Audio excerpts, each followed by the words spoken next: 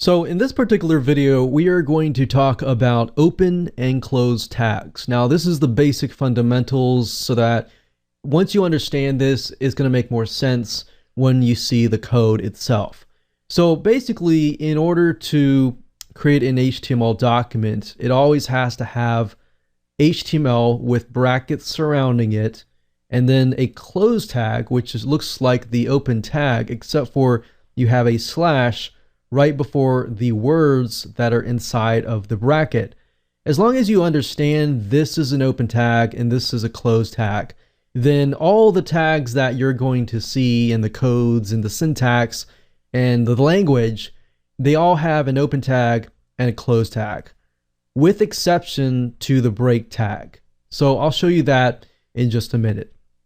Now, if we go over to Composer and we take a look at the source code here, you'll notice that the HTML tag here starts here, and then at the very end, it closes up, right?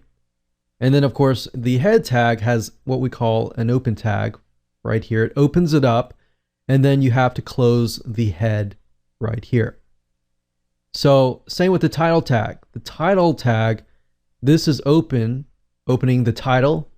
And then within here, you can put the actual title. So let's say, for example, that we have a dog training blog post that talks about how to stop your puppy from biting.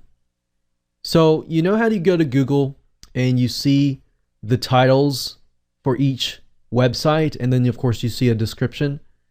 That is where the title is right here. You're getting a quick glimpse of how the code here gets read by the browser and then of course by Google or other search engines. So you see how this works. So we have an open tag, and then we close this sentence with the close tag for this particular word, title. And then of course heading, you can see here, we close the heading, and then after you close the head, then you can start with the body. Now you see how the body starts here and then the body closes here.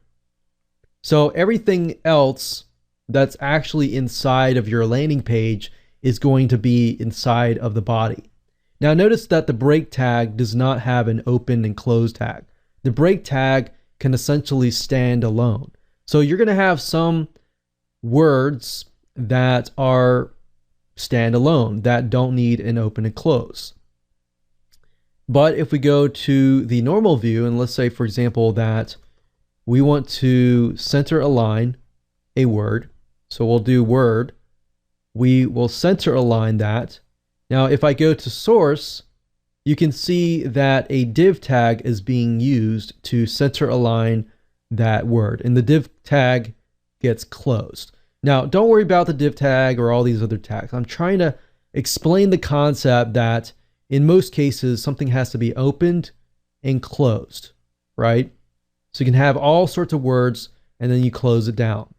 Now, if I go back to normal, and let's say I want to bold a word, and I go back to source, you can see that the style has been added for bold. Now, you don't need to know this stuff. I'm just showing you this so that you understand that for most cases, there's an open tag and a closed tag for the majority of cases. And then of course, there are certain cases that are rare cases like the break tag, which can stand alone. That does not need an open and closed tag. Essentially, it is the same. So now that you understand this concept, you can actually begin to move on to the next videos, and we'll go over the basic tags like the break tag, the hyperlink tag, and everything like that. So don't worry about understanding the tags and what they mean yet. Just understand that, we have the basic HTML tag and then they close down. The basic head tag and they close down. So one way to learn HTML without me even teaching you is simply by going to the normal view, doing one step at a time. So like I showed you earlier, we start from scratch. If I go down here, I click on source, I can see what has changed. So I've essentially made a lot of breaks. So spaces and enters down here. And I put the word here. I take a look at source and ask yourself what has changed. Look at the code, see what has changed, and then do the next step. Make it bold. See what has changed at that point.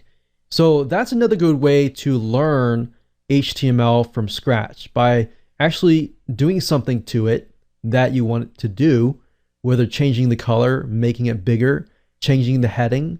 And that's a good way to learn HTML by a step-by-step manner. So with that said, I'm going to go to the next videos and we will show you exactly other tags that are very common that you are likely to face. See you there.